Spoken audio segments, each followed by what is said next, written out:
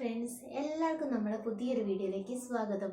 ഇന്ന് കേരള പിറവിയായതുകൊണ്ട് നമ്മളൊരു ട്രഡീഷണൽ ഫുഡാണ് ഉണ്ടാക്കുന്നത്, കുമ്പിളപ്പം. അപ്പം നമുക്ക് തയ്യാറാക്കാം.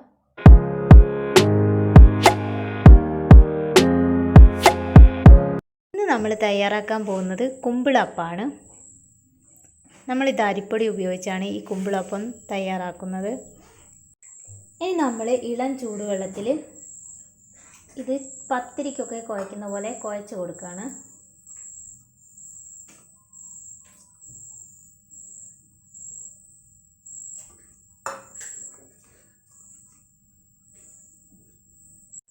അപ്പോൾ നമ്മുടെ മാവ് റെഡിയായി. നമുക്കൊരു 5 മിനിറ്റ് വെയിറ്റ് ചെയ്യാം, ഇതൊന്ന് സോഫ്റ്റ് ആകുന്നവരെ.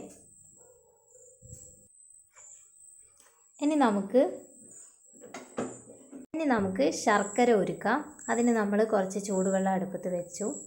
ഇനി ഇതിലേക്ക് നമുക്ക് ശർക്കര ചേർത്ത് കൊടുക്കാം. നമ്മൾ 2 ശർക്കരയുടെ കഷ്ണമാണ് ചേർത്ത് കൊടുക്കുന്നത്. ഇത് നന്നായിട്ട് കുറുകുന്നവരെ നമുക്ക് വെയിറ്റ് ചെയ്യാം. തേങ്ങയൊന്ന് ഡ്രൈ ആക്കാം. അതിനു വേണ്ടി നമ്മൾ നെയ്യാണ്,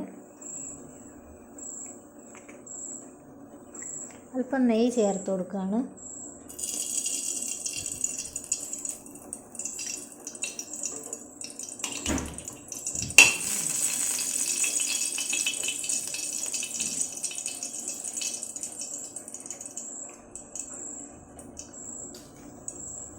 ഇനി അതിലേക്ക് നമ്മൾ തേങ്ങ ചേർത്ത് കൊടുക്കുകയാണ്.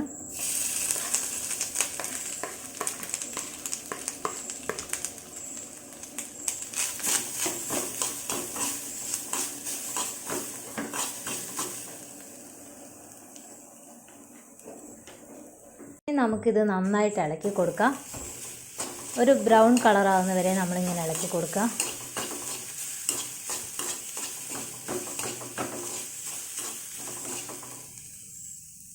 നമ്മളിതിലേക്ക് ഏലക്കായ് പൊടിച്ചത് ചേർത്ത് കൊടുക്കുകയാണ്. ഏലക്ക,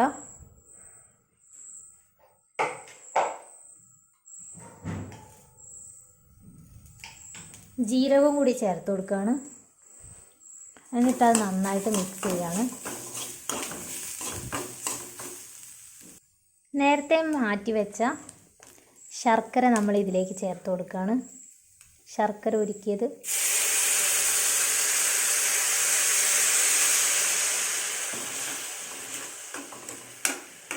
ഇനി ഇതൊന്ന് കുറുകുന്നവരെ നമുക്ക് വെയിറ്റ് ചെയ്യാം.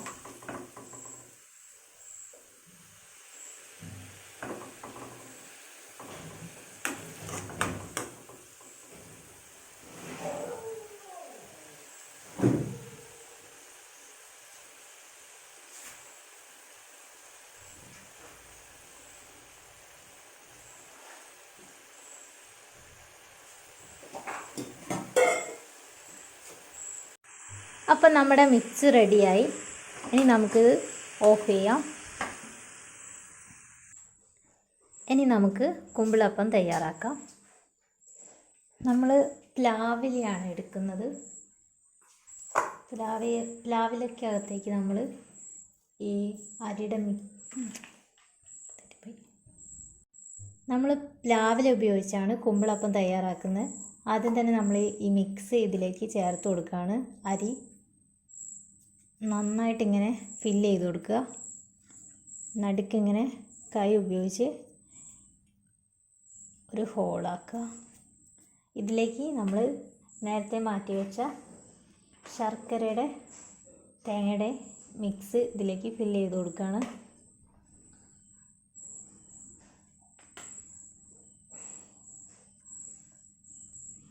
ഇതുപോലെ നമ്മൾ എല്ലാം ഇങ്ങനെ ഫില്ല് ചെയ്യുകയാണ്.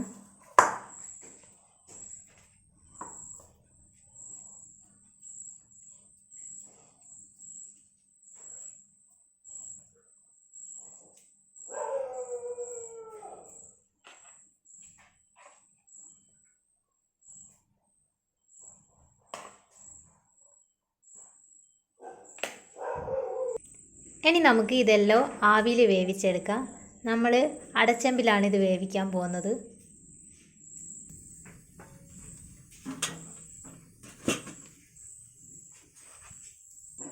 ഇനി നമ്മളിത് അടച്ചെമ്പിലോട്ട് വെച്ച് കൊടുക്കുകയാണ്.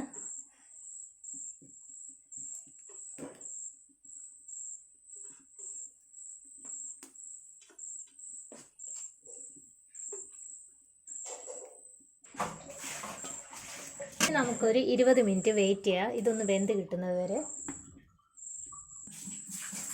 അപ്പം നമ്മുടെ കുമ്പിളപ്പം റെഡിയായി. എല്ലാവരും ഒന്ന് ട്രൈ ചെയ്ത് നോക്ക്. വളരെ എളുപ്പത്തിൽ ചെയ്യാൻ പറ്റുന്ന ഒരു റെസിപ്പിയാണ്. അപ്പോൾ നമ്മളെ ചാനൽ എല്ലാവരും ഒന്ന് സബ്സ്ക്രൈബ് ചെയ്യുക, അതുപോലെ സപ്പോർട്ട് ചെയ്യുക. അടുത്ത വീഡിയോ ആയിട്ട് നമുക്ക് വീണ്ടും കാണാം.